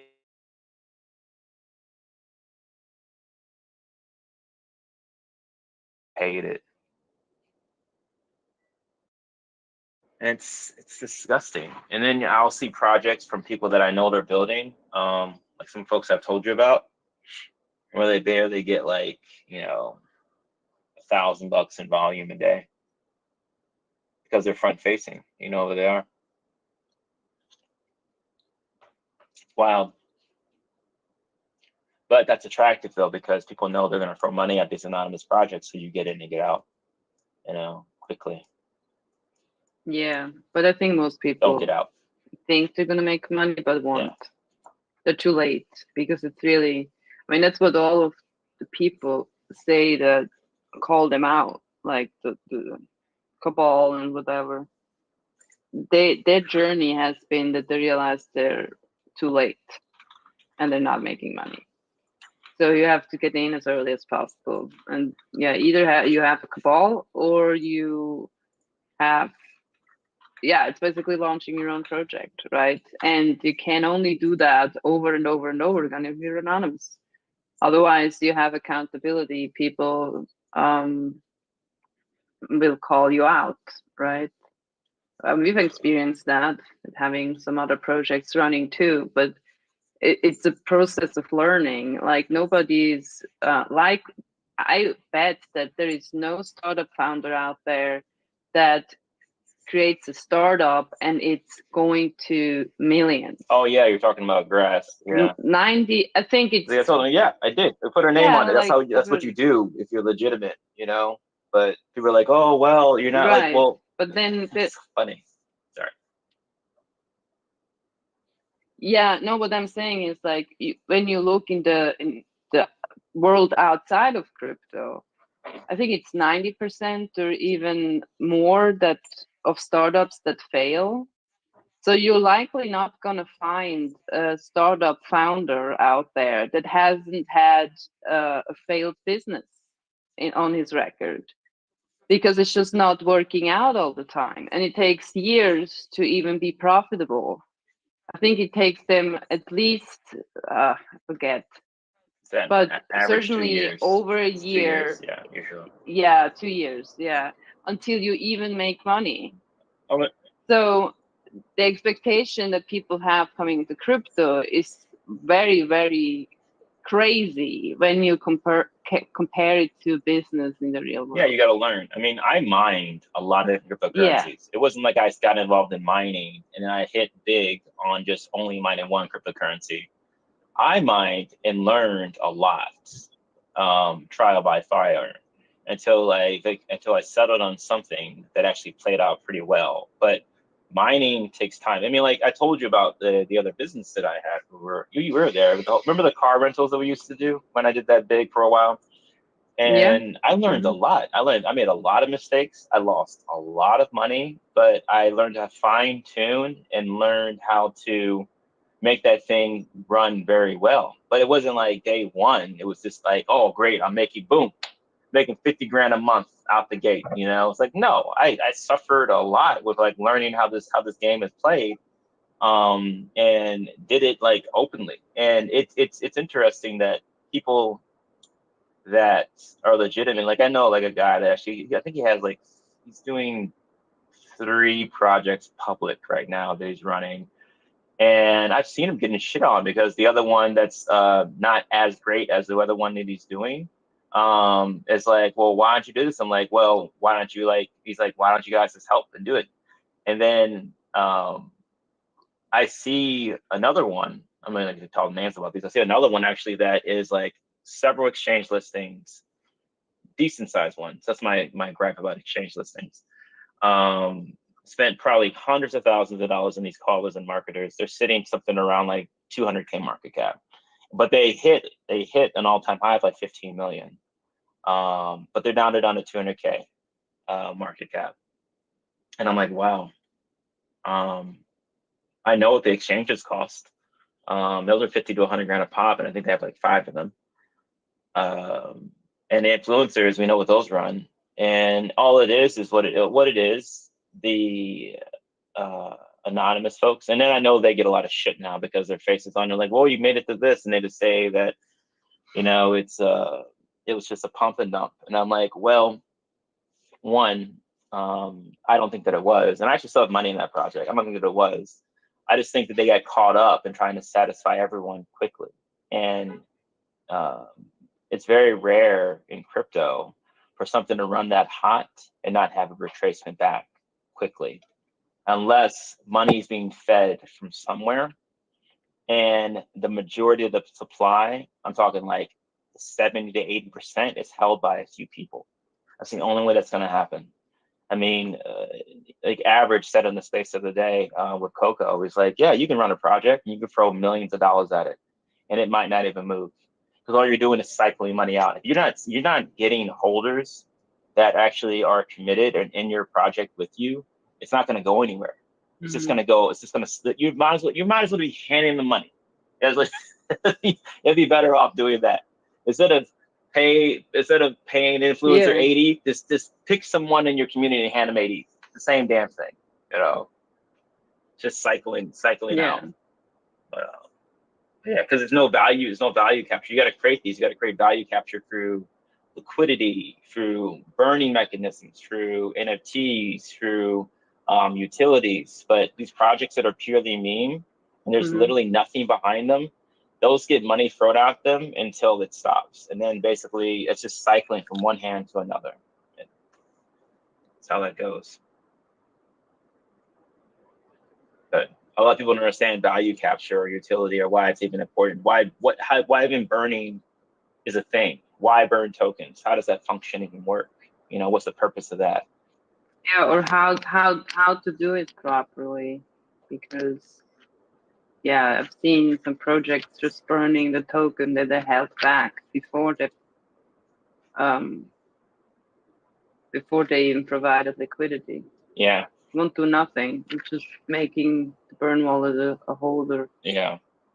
Like you can just hold them yourselves, but yeah.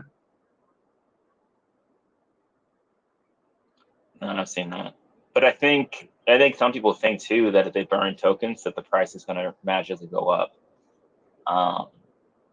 Yeah, I mean, also, for example, they do burns BNB, and you see it's completely only a hype thing. People think, oh my god, the burn is going to happen. So they buy the token up, so they have this little blip, and then it goes back down.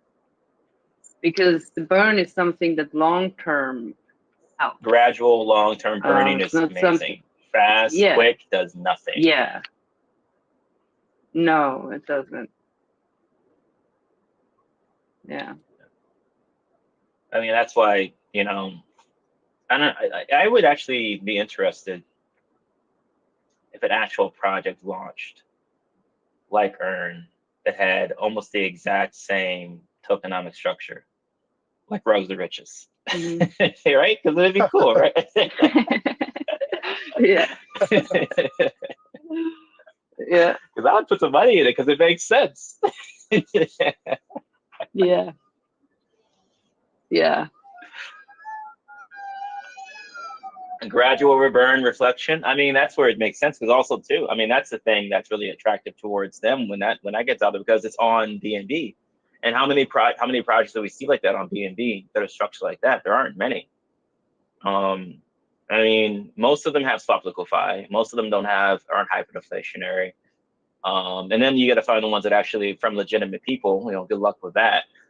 Yeah, it's those are rare to come across.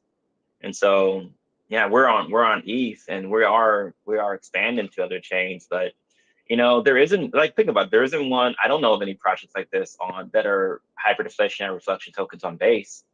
No, there's none. I mean, we are expanded to base, and we get the hyperdeflationary piece, but I haven't heard of anything like this actually on base or anything like on AVAX, on Phantom. I look, there's nothing out there. There's nothing even on this thing on ETH. We went the ETH route because it is the most liquidity out there. It's the big boy of, like, DeFi. ETH is. So it's like it's lagging these days because everyone's messing around with Solana for other meme coins. But I think money is going to come back to it. But grassroots, if you want to start something off, it's if you're not going to put a lot of money into it, it might be better to start off on a cheaper chain, because you play the issue with gas on Ethereum. Like, your project needs to be above, what I'm saying, a project needs to be above $1 million market cap if the gas is high. We actually, in my opinion, we played this out very well, and maybe have a little bit of luck, because if we would have launched this token, and the gas was like at 100 Gwei or even 50 Gwei, I don't know if we would have had the same type of rise when we were sub 100K market cap. Because you got to think about, people wouldn't be able to invest because the price impact would have been too high, and the gas fee would have been too damn high. So you would have been stuck. Yeah. We just lucked out that the gas was super low. So you were saying earlier that you were thinking about getting rid of the liquidity pool on base, paired with ETH, and pair it with a USDC instead? Correct. Yeah. Because we already have an ETH pairing with ETH on the ETH chain, it doesn't make sense to have double, in my opinion, on there. Would it be what would be the pros and cons to having two LPs on base, one with the ETH that you already started, and then another one with a USDC? Because the pros would be, the pros would be the BTC would move, or USDC would move, which would raise it up and down. So it'll auto arbitrage, because when you have liquidity pools tied to two different tokens within the same DEX, it auto arbitrages on its own. I think Pancakes would have its own arbitrage bots that does that. But if we only did one pool, like a BTC or USDC pool, that incentivizes people to arbitrage across chains, moving tokens, which means they would move tokens from ETH to base manually, which would burn tokens. So, I mean, in time, it's all decentralized. Anyone can do what they want. Anyone can go right now and create an ETH pool, and you can't stop them. They have earned tokens. But initially, I think it'd be cool just to have the USDC pool there, to have that arbitrage opportunity initially. But long run, it doesn't matter. This is not something we can really even control indefinitely. People can do what they want. Like I said, if people wanted to in the top 10 to move all their tokens to BNB, I can't stop them. They can bridge them over if they want, and then BNB has all the tokens essentially, or AVAX or whatever. And then they can create their own pools they want. I think people understand just how decentralized this really is. If everybody wanted to, they could all move their tokens to AVAX right now, and I can't do anything to stop that. And they can create whatever pools they want over there. But yeah, that's what's really beautiful too, that it's designed that way for people to kind of decide to build it as they want, to help it grow. I was just thinking, like, if they were on Dex Finance and they just wanted to play on that with the token, would it be better to have two pools on the same chain that can arbitrage back and forth through Dex Finance? Yeah, it could be. Volume. Yeah, no, definitely, man, definitely.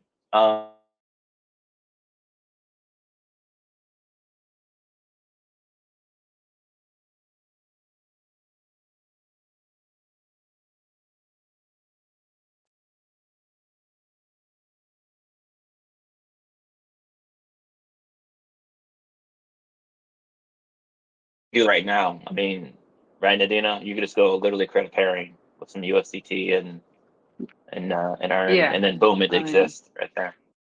It'd be good, because it might be better to have multiple pools before the Dex finance listing. That way you can play with different options inside the Dex Finance program. No, I agree. More the better. I mean, whatever grows more liquidity across chains is great for volume and sustainability.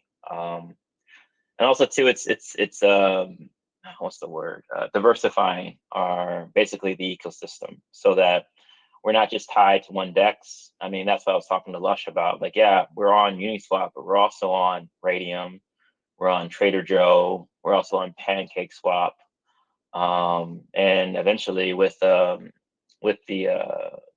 listing or the liquidity integration with Phantom, we're going to be on Spooky Swap.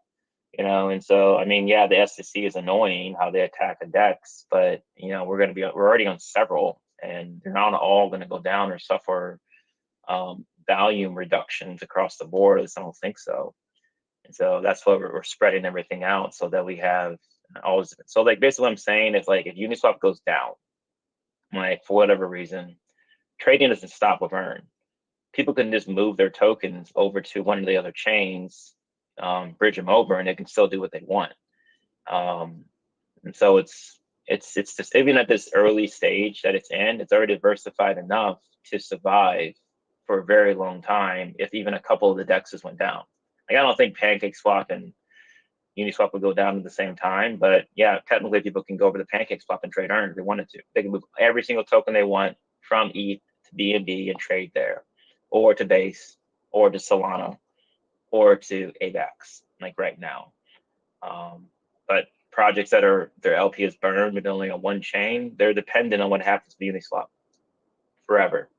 Unless somebody comes with a lot of money, buys up a lot of tokens, and then creates a liquidity pool in a different DEX or gets them listed on an exchange. But that just takes funding to do something like that. I mean, that's what's going on right now with BUSD, right? With Elephant, that money's just stuck there on whatever DEX it is, and so basically, like I know this is a nightmare scenario, but what if Pancake Swap goes down, and that BUSD is just there forever? You can't get it off of that DEX, and so that's why we don't lock our liquidity forever. When we lock it for 6 to 12 month periods, because DEXs die. I mean, there was a lot of DEXs that died from the Phantom exploit that happened about a year ago. And a lot of projects had the liquidity on those damn DEXs that didn't make it. And so, sad story.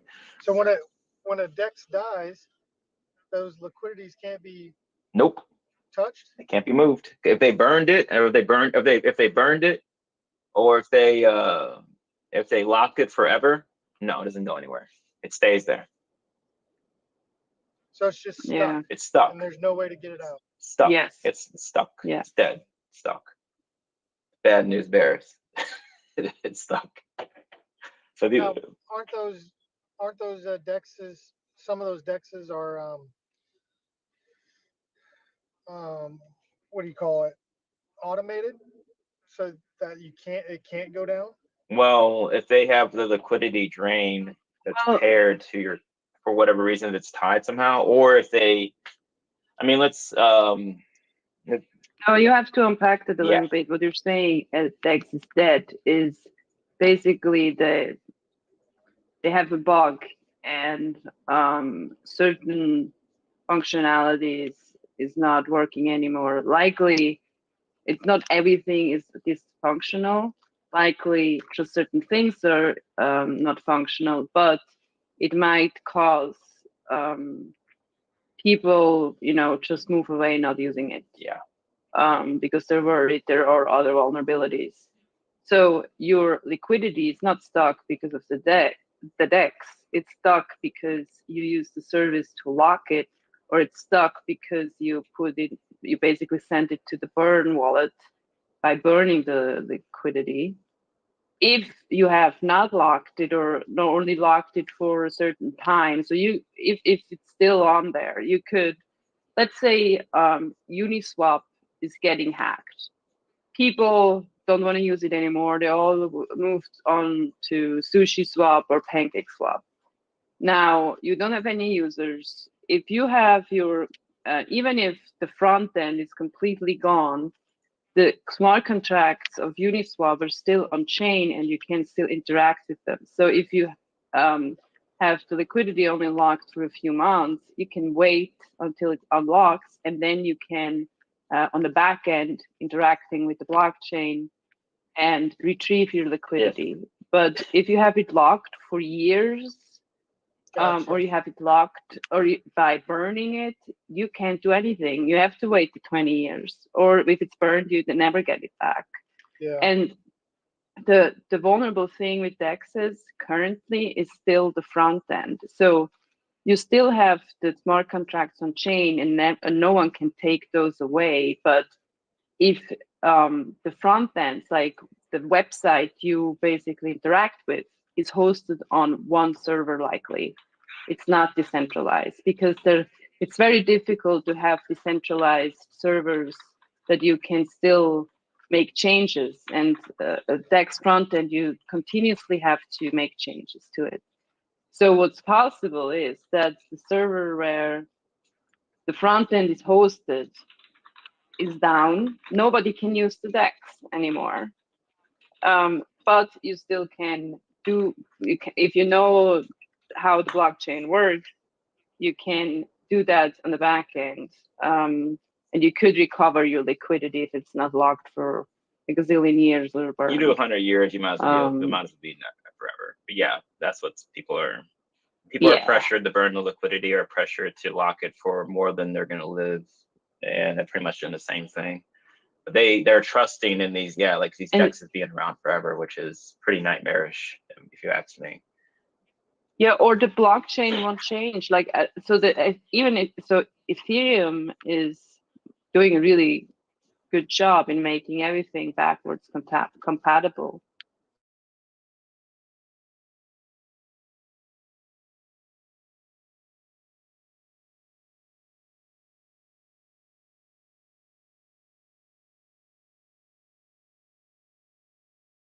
Basically, the merge from proof of stake to from proof of work to proof of stake hasn't changed anything with how people interact with it. But there have been very few little changes that also are now are different for developers. For now, it hasn't changed functionality of older contracts, but who knows? You never know. Maybe they need to do an upgrade where all of a sudden certain things in those contracts won't work anymore. So in that case, you would need to be able to retrieve your liquidity, have it ready to relaunch the token, for example. Like when BNB says they don't support BUSD anymore, pretty much like that. Yeah, exactly.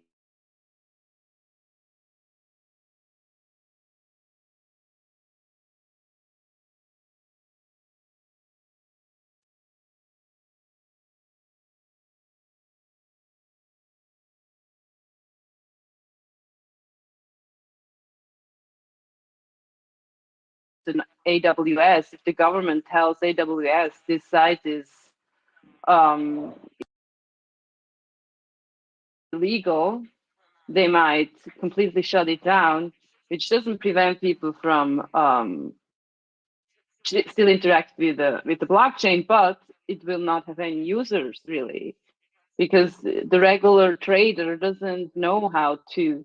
It's also very cumbersome to interact with the blockchain on a code basis. So they're not going to trade that way. You heard that when the U.S. government came after Hex, that they removed the front end access for Hex on Uniswap. Hex did that. Yeah, that's pretty hardcore shit right there. That's also something. Yeah, that's also possible. Like things like that, and because we don't have a service at the moment that would decentralize the front ends, that they are very vulnerable to permissioned access, or like that they get shut down for legal reasons. Or who knows, I mean, these days, for example, also I think 1inch at one point was I mean, that's also only a VPN problem, but it was available for US citizens, right? And all of a sudden you have the warning and you have to use a VPN, which is not very difficult. But who knows, in the future they'll figure out something else that is much more difficult to circumvent, and that just will reduce the amount of traffic you have on a DEX, and you might rather move to something else.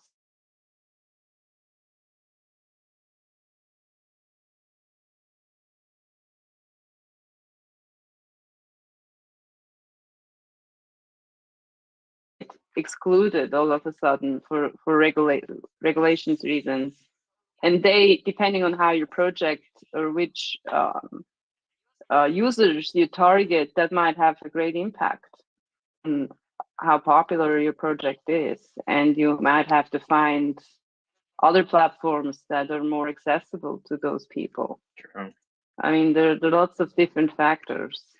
Yeah, like tying, like so we're going back to like when you tie your token to another token too. Well, it's a big deal because yeah, if people tied their token to Hex and then yeah, Hex got removed from display from Uniswap, and then you want to remove your pairing with Hex and your token, well, now you can't because you locked your LP for too long or you burned it. So you're just screwed there. And so yeah, the whole idea of burning your LP for longer than a year is not ideal, in my opinion, because things change really quickly in this space. And personally, I think if you have a reputation and some accountability, you should only be locking your LP between, I would say max a year, but yeah, 6 months, 3 months, shit happens, you know, and then you just gotta hope that your community trusts that you're gonna relock it, or you build up a good enough reputation that it's not gonna be devastating if it counts down to zero. But if you do it 3 months, maybe 3 months is easier because then they can see you relock it repeatedly. It just costs money to relock, that's all too, which is a little bit annoying, but it's not that much. But I would never burn LP.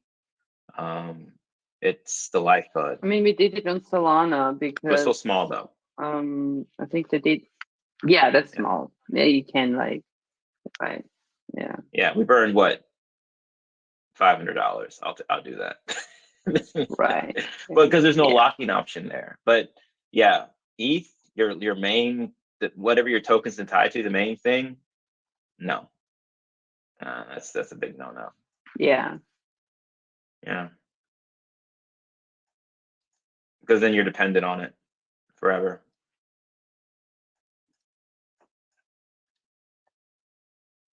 I mean, if you have money, it doesn't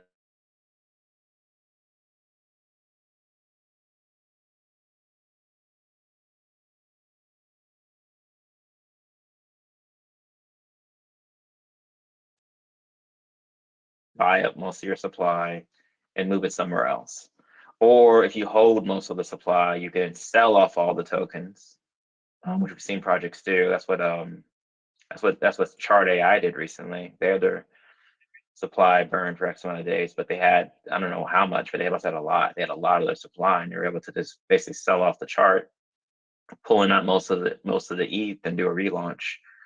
But yeah, you need to have money or you need to hold most of the supply if your tokens are burned. So it's not forever. It's not like there's options around it. But if you don't hold most of the supply, you don't have a lot of money, you got a problem that most don't recover from.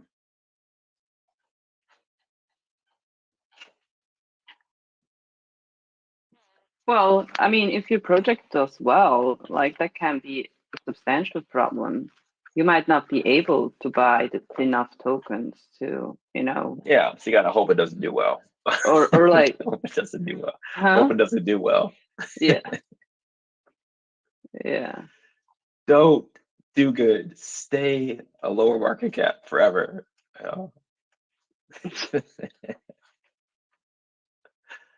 Jesus. And bull run's gonna be interesting. I was talking with Jamie the other day. He's the guy of like operations of Hash AI and all these folks that are running these pre-sales now. And the fact is the SEC and the DOJ doesn't have that much money. So that's why they target big fish. But you launch these projects with these I guess you say parameters, or just don't follow certain guidelines that will put you on their radar at a certain market cap, you become a big fish, and then there's an issue. So it's like all these people that are launching these pre-sales that aren't adding everything to liquidity or doing these public pre-sales. I mean, you are going to get fined or have some type of regulatory issues once you get to a certain market cap. So I think what they're hoping, like I told them, they're hoping is that they make money, but they don't make that much money. Because you want to make money, but you don't want to make that much, because if you make too much, different eyeballs get on you. And if you didn't play by the book as much as possible, you're going to deal with it later. And it could be pretty bad. And he was telling me this because he was like, now that their project's like quarter billion, you're like, now they're like trying to make sure everything is like, buttoned up and locked down. And that's why things are important, from day one, from you launch. How do you do everything? How's the token launched? How's distribution? How did you talk about it? Did you provide financial advice? Do you have a roadmap promising certain percentage rates, or certain things by certain dates? I mean, you can't cover everything, of course. Like the person said, if you put a cop on someone for 500 miles, they're going to get a ticket. That's just going to happen. But you don't want to make it so that it's easy for you to get like attacked. But try to follow the rules as much as you can, because in the crypto space, a lot of shit is still being developed in regards to regulatory stuff.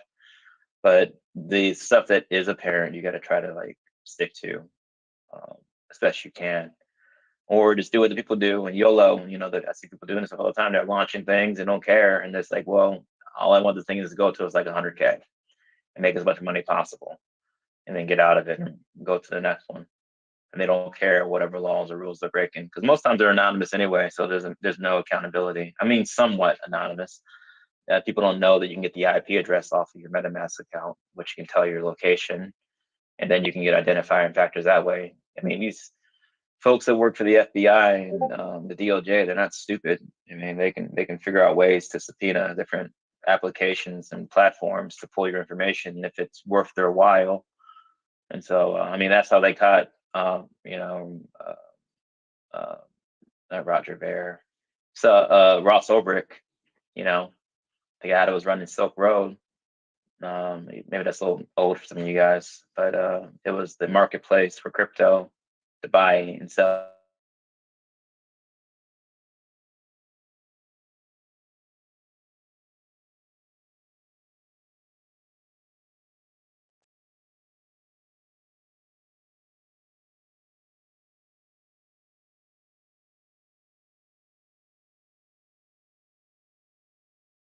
Was actually connecting to the site, and they tracked it back to a library and a couple of coffee shops, and then they used the security footage to identify this person. Because that's the funny thing, right? People go to these libraries and these coffee shops thinking that they're anonymous, right? Because they're connected to their wireless. Well, these places have security cameras, and all they got to do is monitor who's leaving and exiting the building, and all they got is time. And so once they figure out a pattern of someone entering and exiting based on the time that you're online, they can then find you, and then they just wait. And it's an interesting documentary talking about it. I mean, it didn't take them too long to figure out where this person was at, but it's wild talking to people that they think they can just be anonymous online by just not saying or speaking their name or ever speaking their voice. But I'm like, if they're touching something and there's a pattern behind it, you can figure out where they're at. I mean, it's not rocket science. You can still figure out where they're at, and pull security footage and just wait. But yeah, I think a lot of people are playing games out there and don't know that they're not as anonymous as they think they are. And they take enough money from someone or from some community, they're gonna suffer the consequences of it. I mean, it's interesting what people do, not understanding this stuff, not understanding like an IP address, how it all works, or how you can monitor online behavioral patterns and figure out, who someone is fairly easily these days.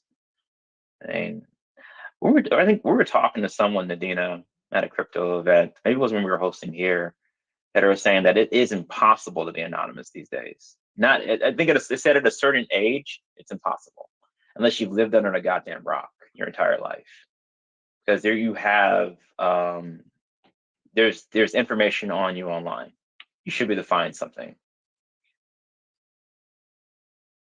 Yeah, I also think it's very difficult. Yeah.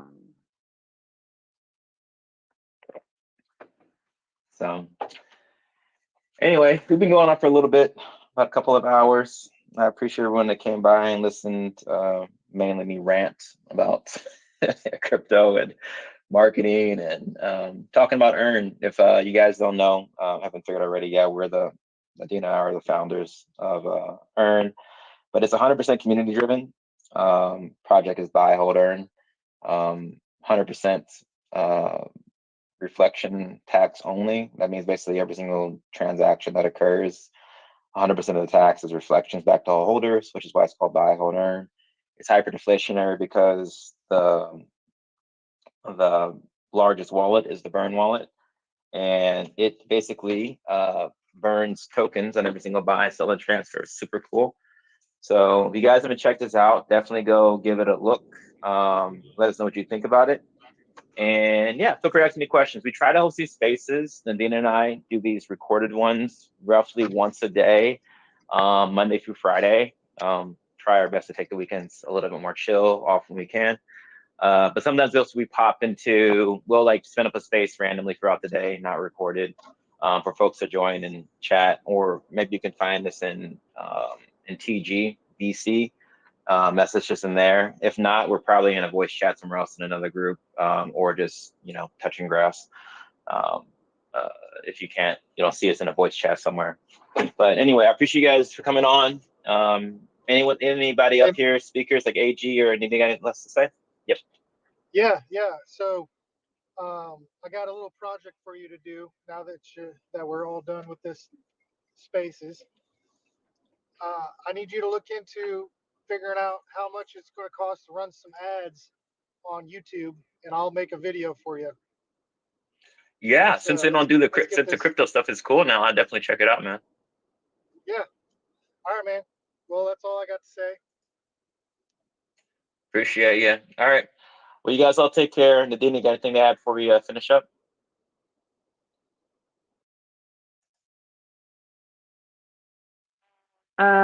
No, just thanks everyone for tuning in today. Yeah, as Michael mentioned, we'll be available throughout the day. Maybe spin up unrecorded space or a VC where you can ask questions, but otherwise we'll see you tomorrow. Tomorrow we'll have a space a little bit late at night at 10 p.m. Central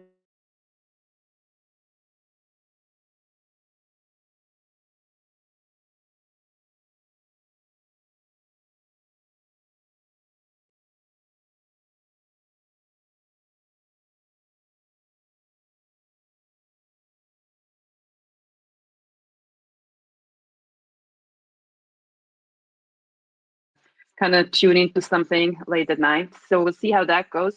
And I'm looking forward to what she has been doing or being up to. And hope you can make it to that one. That should be an interesting conversation.